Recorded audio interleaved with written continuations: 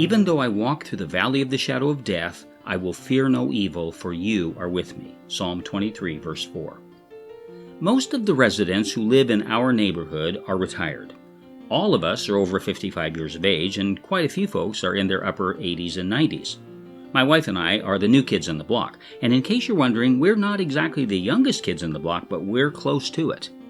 Now, on the north side of the neighborhood is a city-owned and maintained leeway with a developed path used by countless hikers, dog walkers, and bike riders every single day. Separating the leeway from the neighborhood is a high chain-link fence covered by a variety of flowering bushes. On top of the fence are large coils of razor wire that serve as a deterrent to anyone thinking they can climb over.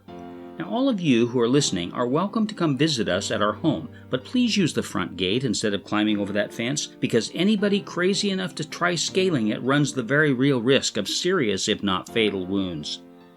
Each morning, while walking the perimeter of the neighborhood, I see birds of all kinds swoop in to perch on the razor wire atop that fence. How they manage to land between the spikes of each razor blade is a mystery to me. Their thin skin, covered by nothing more than feathers, is no match for those sharp edges. Even the smallest misstep would be disastrous. But there they sit, completely unafraid, though perched between spikes of certain death. Could the confidence I see in the birds be the same as that expressed by David in Psalm 23? Though I walk through the valley of the shadow of death, I fear no evil, for you are with me. I'm amazed by the confidence of the birds that sit on razor wire. I'm even more amazed by the faith and confidence that David had in the Lord. Faith is not an excuse to be stupid or abandon common sense.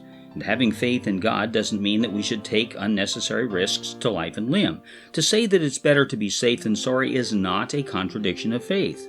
God gave us brains, after all, and He expects us to use them, and that's something that far too few people often do.